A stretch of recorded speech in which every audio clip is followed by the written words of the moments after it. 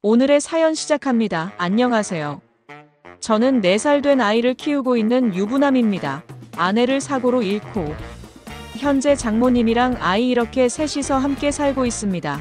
장모님과의 관계가 깊어져 어떻게 하는 게 좋을지 몰라서 이렇게 글로써나마 의견을 구해보고자 합니다. 장인어른은 집안에 돈이 많으셨고 장모님은 가정 형편이 많이 어려우셨다고 해요. 장인어른께서 장모님이 사시는 곳에 놀러와 우연히 장모님을 보고 첫눈에 반하셨다고 합니다.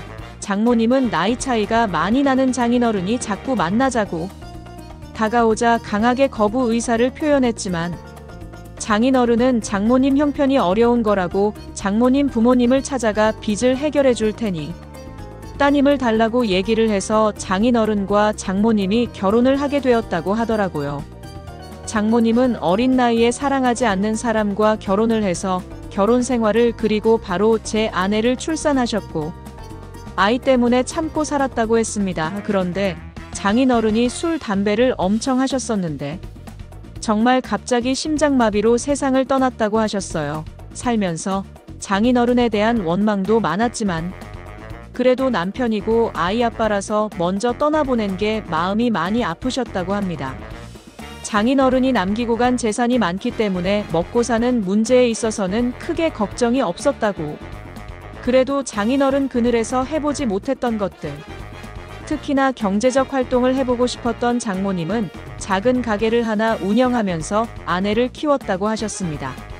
없이 살아서 원치 않는 혼이 난 장모님은 어려운 아이들을 위해 기부도 하고 봉사도 하고 사셨어요. 기부는 지금도 하고 있습니다. 그런 장모님 밑에서 자라난 아내여서 그런지 아내도 바르고 사랑스러운 사람이었습니다. 결혼을 해서도 아내는 장모님이 혼자 계시니 장모님을 자주 찾아뵙고 식사도 같이 하고 가끔씩 여행도 다니고 그랬어요. 저도 부모님이 안 계셔서 그런지 장모님이 엄마처럼 잘 챙겨주셔서 정말 감사했고 가족같이 지냈습니다.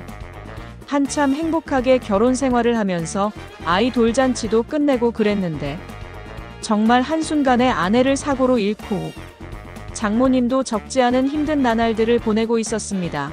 아내가 사고로 세상을 떠나고 원래 지내던 곳에서 모든 걸 정리하고 다른 지역으로 이사를 했어요.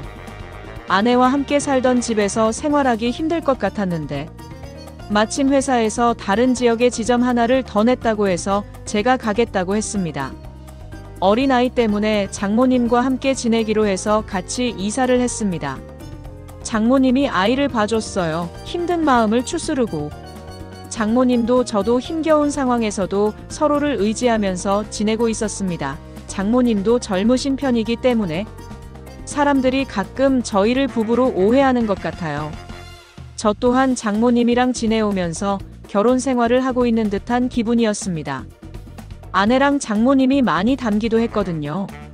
저희는 묘한 분위기 속에서 함께 지냈습니다. 모든 문제는 술을 마시고 나서 일어났죠. 회식이 있는 날이라서 술을 먹었는데 조금 과하게 먹은 날이었어요. 업무 스트레스도 심했고 아내가 더 그리운 그런 날이었거든요. 그렇게 취해서 새벽에 집에 들어갔습니다. 장모님께서 안 주무시고 혼자 눈물을 흘리며 소주를 드시고 있었어요.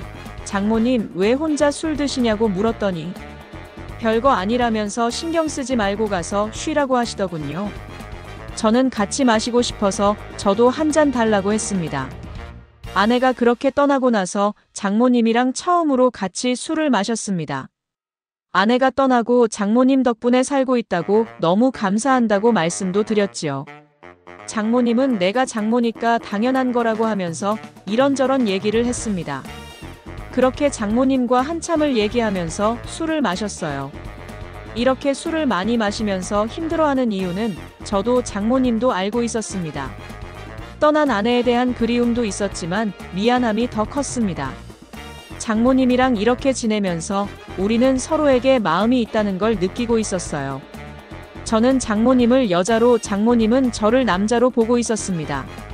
한 집에서 계속 같이 지내고 아이도 있고 결혼한 부부처럼 생활을 하고 있는데 그리고 사진 안에 닮은 장모님까지 있으니 제 마음이 마음대로 되지 않더군요. 애써 서로 부정하고 외면하고 있었지만 사람 마음이라는 게 어디 마음대로 되던가요? 서로에 대한 마음이 점점 더 커져가니 힘들 수밖에요. 그러다가 어느 날은 제가 장모님에게 고백을 해버렸습니다. 아내한테는 미안하지만 점점 장모님이 여자로 보인다고. 그리고 이런 건 역시도 아내가 바라는 거 아니겠냐고 말해버렸죠. 장모님이 눈물 흘리는 저를 보며 눈물을 닦아주었고, 우리는 서로의 눈만 바라보았습니다. 사랑한다고 말하고. 저는 입맞춤을 했습니다. 우리는 눈물을 흘리며 서로를 안았어요. 이제는 정말 돌이킬 수 없는 강을 건넜기 때문에 서로의 마음을 인정하고 표현했습니다.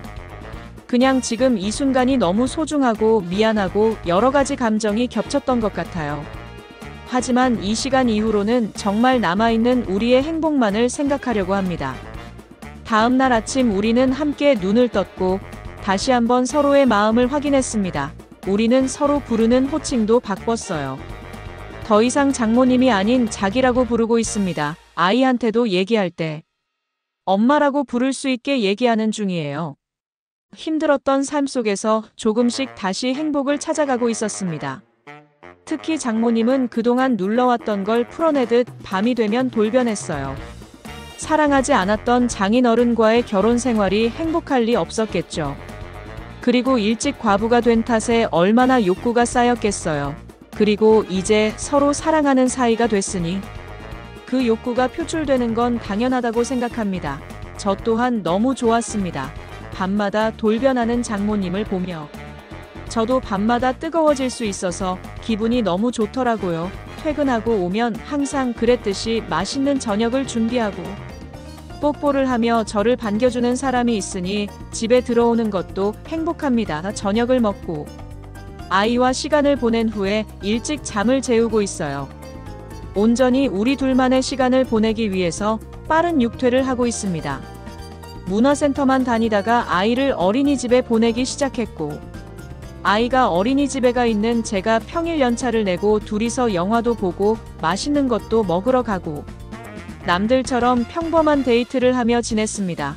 이렇게 행복한 날들을 보내는 와중에도 한 가지 걱정이 되는 건 아이가 컸을 때, 혹시나 우리 사이가 일반적이지 않다는 걸 알았을 때 많은 상처를 받을까봐 걱정이 되네요.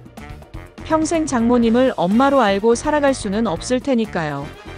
이렇게 행복하다가도 그런 부분을 생각하면 또 한없이 생각이 많아지는 마음을 보내고 있어요. 우리는 가족으로 행복하게 살아가고 싶은데 커가면서 모든 걸 알게 되는 딸의 마음을 생각했을 때는 정말 이러면 안 되는 건가 싶기도 합니다. 우리 딸도 모든 걸 이해해 줄 수 있을까요? 그건 저희의 큰 욕심이겠죠. 어떻게 하는 게 현명한 방법일까요? 고민이 많은 요즘입니다. 오늘의 이야기는 여기까지입니다. 행복한 하루 보내세요.